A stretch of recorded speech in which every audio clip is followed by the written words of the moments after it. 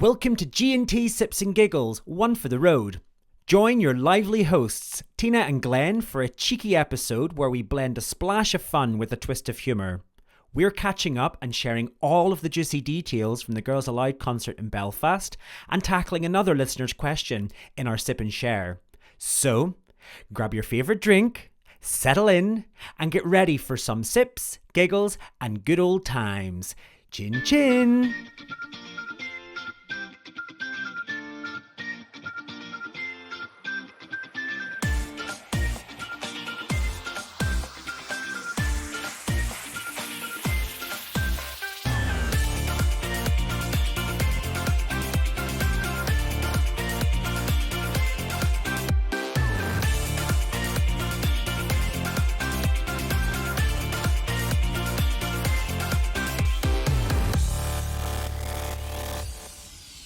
Well, Lexi, how are you? It's been a while since I've seen you. Are you well? I am absolutely marvellous, DJ Mushroom. How? Do you know that my own mother has messaged me going, "What about you, Mushroom?"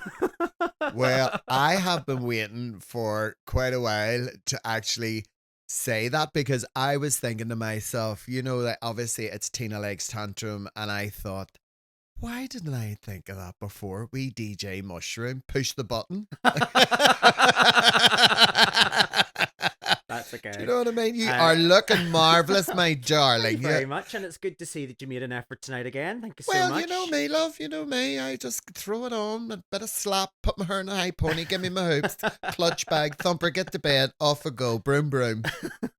Definitely. So, what have you been up to this week? What is happening? What is the biz? Well, do you know what? Oh my word, my head, I am spinning. I am like Kylie Minogue this week, honestly, spinning around. Friday I was working, Saturday I was working, then I finished at 8, then I had to bomb it with Kitty down to Dublin to pick up my two friends who flew all the way over from Gran Canaria. Their plane was delayed by 2 hours, so we didn't get back to Belfast till 5 o'clock in the morning. Then we were up on Sunday at 7 a.m. and then I had to go to work at 2 o'clock, bring them with me. Show finished at 6. Absolutely amazing, absolutely fantastic. 23 degrees outside, blue sky. Went to a pub in the city centre, sat outside, drank a lot of pink gins. We had lots of sips and the giggles were just on fleek. And then we went home and got up on Monday morning. Head still spinning. Went to lovely Lockshore. Oh, lovely. That was gorgeous, I have to say. Was the weather good? I can't. No, remember. it was awful. I was in the office on Monday. Sure, we only get 2 to 3 days of a summer here in lovely Northern Ireland. That's it. You've had your summer. Enjoy it. Yeah, had your summer. See you later. And the girls, we went out on Monday night, as most of Northern. Yes, myself included. Yes, we were out as I well. On Monday spotted night. you. Well, to be fair, I spotted you first. You did. We were seated at the Odyssey, and of course, for those people that have been living under a rock, Monday night indeed was Girls Aloud. Yes, after 12 years, Girls Aloud basically made their way back to Belfast, and they performed 2 shows. They done one on the Monday night and they done one on the Tuesday, although they were in Dublin a couple of nights before. Yeah. But we were seated, you were standing, and every time you were wearing your baseball cap, and every time you turned around, we thought you were looking at us. So we were standing, like waving, like, like one of those inflatable waving arm men things that you get. Like a lunatic. Pretty much. And the best thing about it was Sammy and Kitty said to me, "Is Glenn here?" And I was like, "Yeah, he's here somewhere." And only by chance then did I turn and then I spotted you.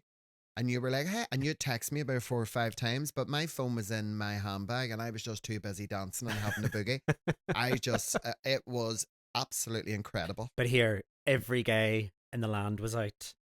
Every gay in the land. Here. And I couldn't believe that, it was nice to see everybody and they were all, "Hiya, Tina." And I was like, "Hiya, pet." I wouldn't move from that wee spot because for me, I just love to dance. I like a wee bit of boogie. And I just felt it was just amazing. But what was even nicer, there was a lot of older, like senior gays. I want to be politically correct when I say this, who looked absolutely fantastic. And it was what I also loved was seeing the younger generation who really maybe didn't get do you remember when Girls Aloud were all put together? Yes, And then they that was came Pop out. Stars the Rivals. Yes. Yes. I was there. I was there with Davina when she put them all together. And I can tell you now, and then when they came out and the first track, Sound of the Underground, I was hooked. Yeah. And our Nadine. What about Nadine? Yes, back home. So she No. was. Now, did you hear what Cheryl said to her on the Monday night? I did. Gag. For people who might want to hear what Cheryl said to Nadine, do you wanna do the honors? Oh, the reason why we went from Dublin to Belfast is because Nadine doesn't need her passport. She did. She did. And of course the entire place erupted. Now I have to say I've waited a very long time for Nadine to make light of that, because I have been to so many concerts that she's been performing at, and there's always some guy in the audience standing with a big sign that says, Nadine, I found your passport. And she never acknowledges it. Now, fun fact, on the Tuesday night, it wasn't brought up again, but she did say that she wasn't good with dates. So I think they're sort of maybe trying to make a bit of light out of it, but obviously I could imagine if she's hearing that every night for the entire length of the tour, it would be safe to say that they wouldn't be reforming after this tour. She'd have had enough of it. But of course, leave it to every gay in the land to be screaming, 15th of the 635, making me a Gemini. And the funny thing was, when she did touch on it halfway through the concert and she started to speak, and most people went, what she said? It's true. What is it? It's What'd true. she say? Say, I only hate her here. And I was like, okay, yeah. And then it got to the I will be 16 forever. Yeah. And I thought happy days, and everybody went absolutely ballistic. But you know what? It's very important that when something like that happens to a person, whether it be on national television, in front of a classroom, an assembly hall, or in a supermarket, embrace it. Mm. I agree. Embrace it. She could, I mean, Mel B was another one. She was parodied quite a bit, and she totally lent, and this is just, of course, my opinion. I think she lent into that and totally embraced the craziness of what people were saying about her, because if you're laughing at yourself, well, there's no offense then, like you're sort of part of the joke, then it becomes a joke rather than it sort of being used against you. Do you know that way? Oh, I totally agree. I mean, I just love laughing at myself morning, noon and night, and that's obviously my invite, is that when I go to a show and I'm up there, I will make fun of myself first, which is my open invitation for everybody else to laugh with me and at me. And I couldn't care less. I agree. And I think carrying that with me all these years has obviously been very lucky with me, because if you remember way back in the day, I was a curvy girl. Now I carried a few pounds, let me tell you. And because I embraced my curves, and I still don't care. Yeah.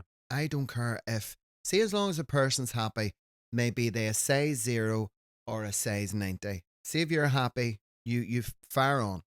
Speaking of size zeros. Yes. How amazing did they all look, by the way? Wow. Didn't they look like sensational? Yeah. Absolutely sensational. They really, do you know what actually I really loved? The way they were having bits of giggles with one another. Mm-hmm. They were kind of nudging each other as if said, sure, a bit now. Didn't feel forced. No. It's weird, obviously knowing the history of how they all sort of fallen out, and like you thought you would probably, I certainly was looking out for those kind of awkward moments where, are they really friends again? Are they just sort of doing it for... But I certainly felt that there were moments that were just genuine silliness and fun. It wasn't forced. Sorry to cut in, DJ Mushroom. I want you all, please, if you don't mind, get onto our WhatsApp, get onto our website, get onto all our links, and if you agree with Tina that Glenn should be now known as DJ Mushroom, please send in. So you'll find all of the ways of getting in touch with us in the description for this episode. So just go onto your phone. If you just have a look in there, you'll find our Instagram handle. We've put a link in there. We've also put in our email address, and you can also link to our WhatsApp as well. So we'd love to hear from you and hear your thoughts and feedback. DJ Mushroom, DJ Mushroom, boom, boom, mushroom. I'm going to make the same joke that I made once before. Okay. It's because I'm a fun guy, right? Yeah, of course. I knew that was coming because obviously I'm sitting here thinking, I knew it was coming, and I thought to myself, I don't know why I didn't think of it before. And I actually mentioned it to Kitty today on the phone because she was phoning and we were chatting, and she listened to the first podcast with a bottle of wine, her and her lovely partner. And she had said, when's the next one? When's the next one? And I was like, it's in a fortnight, Kitty, calm down. And she said, like, of all the names you could call somebody, Mushroom. I know. And I said, I know, but I was thinking DJ Mushroom. Well, that got a rapturous round of applause, let me tell DJ you. Close Cup. No, it's just DJ Mushroom.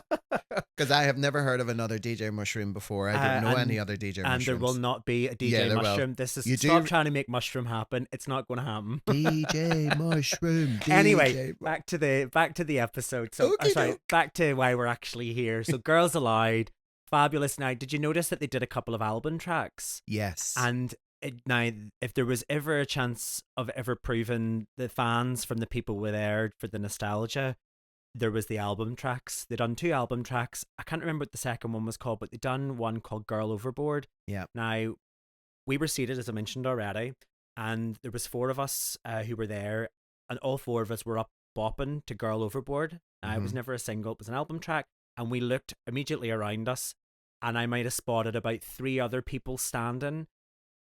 While, you know, in the seated section, they were standing dancing.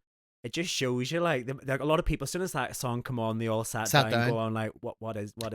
Yeah. So clearly there for the hits, They're not true fans. They were there for the classics. Jump, Promise, Dun. That's my favourite. And Sound of the Underground. Because initially when the song comes on, everybody knows. Everybody knows. And the tribute to Sarah Harding. Oh, God. Wow. Yeah. That was very poignant, wasn't it? Wow. Her face, her voice. And you know what? It just embeds every single time that I think and I said to someone, this is a very short journey we're all on. Go and enjoy it. I agree. You know, and I can't believe in that anymore, you know. And when I was looking up at her beautiful face, and I just thought, wow. Well, it's good to know that the concert was equally as fabulous on the Tuesday night. And once again, every gay in the land was out. I actually learned that some people got their tickets for free on the Tuesday night.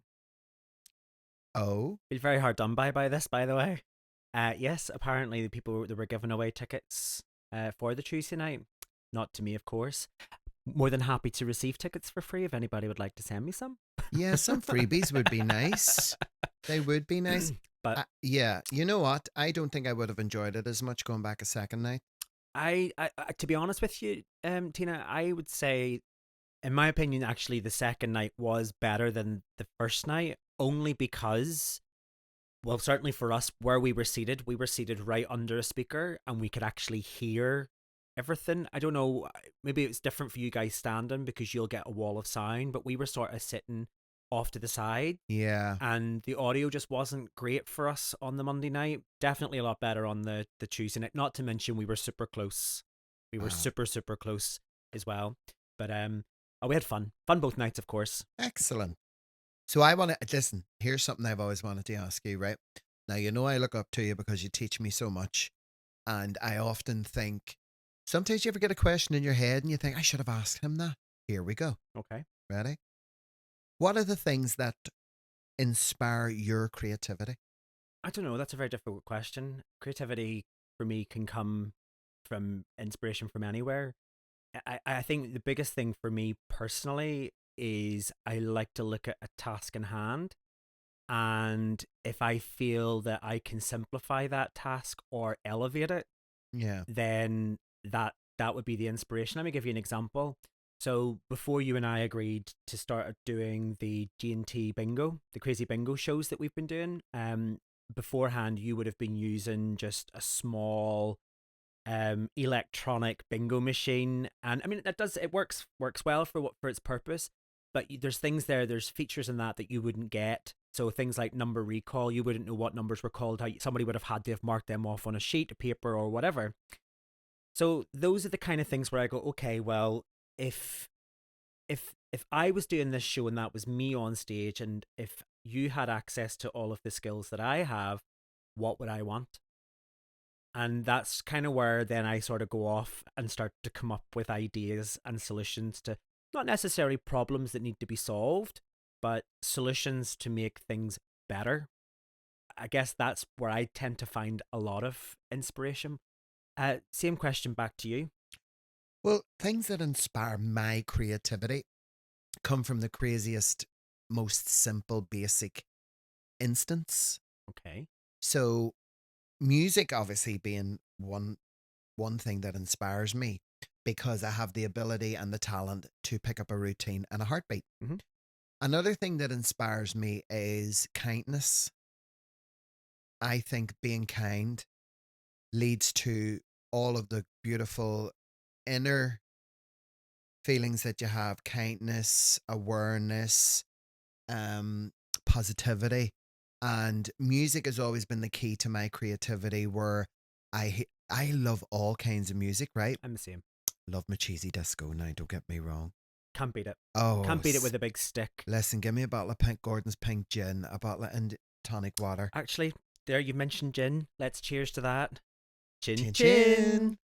And a wee Steps album, and maybe Sure, bit of Britney, Oh, yes. all the classics. That's my creativity. And the reason why music has always been the key to my soul, I don't think about what I can do and what I am capable of. I always think of sharing my stage. Okay. I get really creative when I have others around me, especially the younger kids. And I always just sit and go, oh, this would be great. Now, sometimes it can be a wee bit harsh when you mention a pop group or a certain superstar and they'll go, Tina, who's that? Yeah. Well, actually, funny story. So, as you know, DJ Glenn, who I am, Okay. as you know, I used to DJ at a bar in Belfast. And as part of the show, they would sometimes get kids up to lip sync for drinks. And one time I put a song on, and it was Britney Spears, Oops, I Did It Again. And the two kids on stage both looked at me and went, I don't know what this song is. I could not fathom or believe that people have grown up in this world and have never heard of Oops, I Did It Again by Britney Spears. Listen, I remember saying to the girls, I know, let's do a brand new opening. Let's do Motown. And if looks could have killed, they definitely would have, because you don't know what Motown is? And they were like, no, what? Is it a place? I was like, oh my word. And I was actually just completely gobsmacked. And I thought, you know what? We're going to do Motown. Yeah. We will do Motown. And of course, the girls that you speak of are Dragster Rich's family, Yes. Azura Pendergast and Pure Bent. Yeah. Yeah, definitely. And I just thought, you know what? It'd be good to teach them and bring that back, because, it's nice that there's audiences of all ages. And it's very important, I think, as a senior drag queen, to bring back nostalgia and songs with lyrics. And Well, the demographic, the majority of people that are coming to see these shows are people of a certain age who will actually enjoy that kind of music. Unless, of course, you're in a bar, where it's hip and trendy, and you wouldn't get that demographic. But certainly at a lot of our shows that we've done, that our demographic is it varies, but you can be rest assured that if you put on a bit of Whitney or a bit of Britney, people are up boogieing to that, as opposed to perhaps maybe something that's come out, more recent. Here's a quick fire question. Go. Whitney or Britney? Oh, Britney for the nostalgia, because I grew up with her. You can only have one. Britney. Get out. You asked. I did. I am devastated. I think, and it is just a generation thing for me. I grew up listening to a lot of Britney's music. I wouldn't have listened to Whitney's music until maybe I was a bit older and going to bars. And of course, Whitney is a formidable talent. Britney maybe not so much, but just it's the music. I think I'm thinking nostalgically. Well, I get that. I get that, because Whitney was out in the 80s. She first came out in the 1980s, and I was an 80s chick. Yeah. Generation X coming at you. Yeah. And when Whitney came out, Oh my word. We so didn't appreciate that woman's vocals then. We just thought it was another pop singer. Yeah. And then as time went on, and I like Brittany. I really like her. Do you know what I mean? She's a perfect wee pop cheese queen. Yeah. You know, and she knew exactly what she was doing. She's a smart wee cookie. I'll give her a juice. I'll give her a juice. But Whitney over Brittany any day.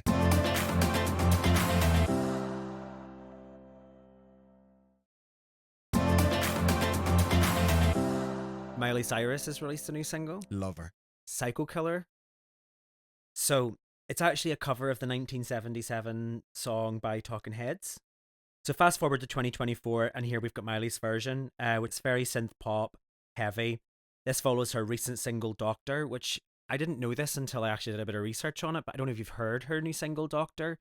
It didn't chart in the UK, didn't chart in the US either, didn't even hit the top 40, which I was really surprised about because she's normally reliable for dropping a banger. But like most pop stars over the year, she's undergone like a lot of transformations.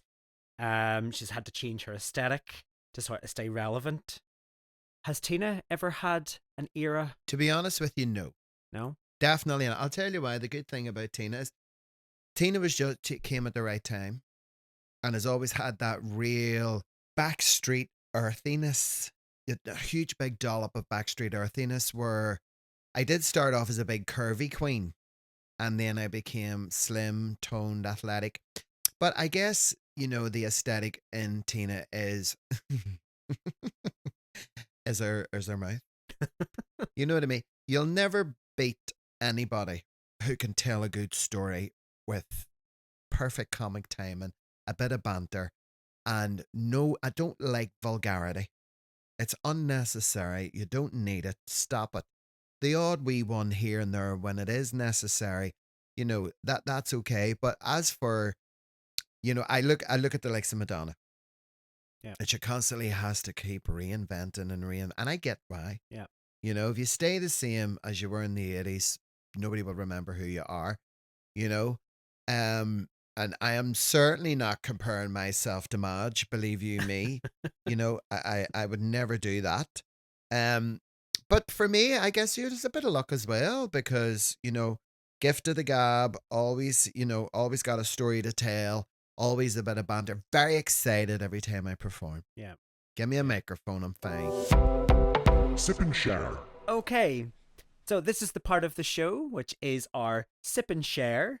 This is where you, our fabulous and glorious listeners, have written in a question for us. Of course, if you do want to get in touch, you can send us a voice note on WhatsApp or a message. You can hit us up on our Instagram and you can email us. You'll find all of the information in the description of this podcast episode. Also, while we're at it, why not just share the pod, send it to a friend, let them know that this is the pod to listen to. And I hope everybody's aware that there is no certain time limit that you have to listen to a podcast. You can plan these podcast listenings. You can put your earpods in, do your housework, on your way back from school after dropping the kids off, when you're doing your hoovering, when you're in the gym, if you're walking around the supermarket, or if you see somebody who you know you're going to bump into and you really don't want to speak to them and you've got your head down but your pods on. And it's a good excuse for to say, I never even seen you or heard you. I was listening till the G&T Sips and Giggles podcast. Okay, this is a question from somebody that has asked to be anonymous. They messaged us on WhatsApp. And the question is, Dear Tina and Mushroom, clearly somebody that's listened to the first episode. Yep. What is the one thing that you wish straight people understood about being gay? So chuffed that we finally got a podcast. Love, love, love, love. I don't wish for anybody to think about anything other than their own happiness. I don't think anybody should be thinking about what they wish a gay person should think, see, hear, feel, or know. Because I certainly don't look at anybody else. It doesn't matter whether they're gay, straight, bi, non-binary, and think, I wish you knew this about me. I just wish everybody peace, happiness, love, and kindness. That's all. So, ladies and gentlemen, that draws to a gorgeous close another fabulous little podcast with myself, Tina Lakes Tantrum. And me, Glenn. We have had an absolute hoot here at the G&T Studios. As they say Sips and Giggles, good night, God bless, and we'll see you when you tune in next time. Chin chin. Don't forget to follow us on Instagram at G&T Pod. Also, thank you to those people that took the time to write in a question. If you would like to write in a question or send us a voice note, you'll find the details in the description of this episode. And of course, if we haven't already asked enough of you, please subscribe and leave a review, but be kind. Much love, G&T.